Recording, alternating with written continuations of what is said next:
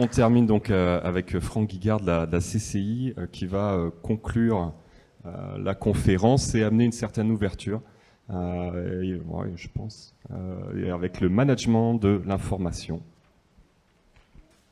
Bonsoir. Donc je suis Franck Guigard, conseiller à la CCI de la Drôme, et ça fait plus d'une dizaine d'années, hop là, on va y arriver, que je permets aux entreprises de manager pendant l'information qu'il aurait nécessaire dans le cadre de leur activité. L'ignorance coûte plus cher que l'information.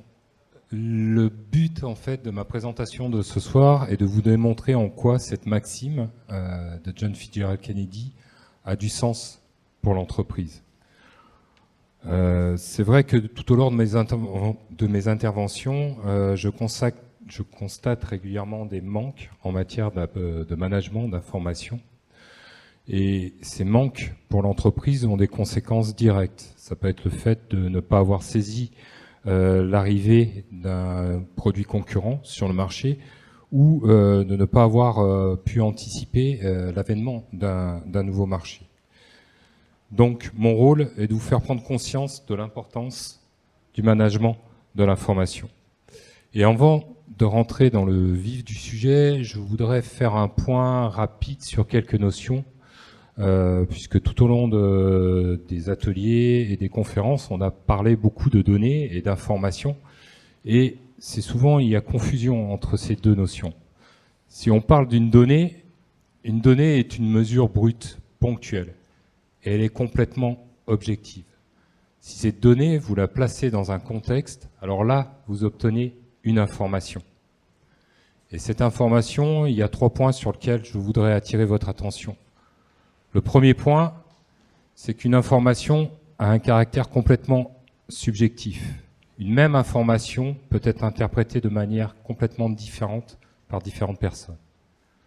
Le deuxième point, c'est qu'elle a d'autres caractéristiques, ces informations, qui, elles, vont évoluer dans le temps. Si on prend par exemple son coût, une information peut vous coûter très cher aujourd'hui et ne plus rien valoir demain, et vice-versa.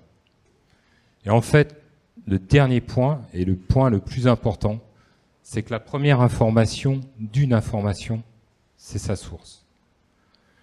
Pour continuer, j'aimerais attirer votre attention aussi sur une troisième notion, qui est la connaissance. En fait, si vous interprétez plusieurs informations, vous allez pouvoir parvenir à un raisonnement qui va vous faire aboutir à une action, à une prise de décision. Et c'est justement ça, c'est que vos connaissances d'aujourd'hui éclaireront vos décisions de demain. Alors on parle beaucoup d'infobésité, et généralement quand on parle d'infobésité, on regarde plutôt vers l'extérieur. Mais pour commencer, je vais plutôt dire, on va regarder à l'intérieur, parce que l'entreprise génère sa propre infobésité. Et pour cela, on a évoqué beaucoup de choses sur la sauvegarde de l'information, etc. Les salariés aujourd'hui peuvent stocker leur information de partout, sur des serveurs, dans le cloud, sur leur téléphone portable, sur leur ordinateur. Et lorsque je me rends en entreprise et que je demande aux dirigeants de me montrer la dernière information importante qu'il a eue sur un de ses concurrents, je chronomètre le temps qu'il me donne la réponse. Pour lui, bien évidemment, son système est bien structuré, bien ordonné. Mais au fur et à mesure que le temps passe, en fait, je me rends compte que la plupart du temps, son système d'information ressemble à un labyrinthe où l'information est stockée de manière anarchique. Et donc, là, manager son information commence par son classement. Et si on fait le lien avec la sécurité, le fait de bien structurer et de bien organiser son système d'information permet aussi de bien le sécuriser.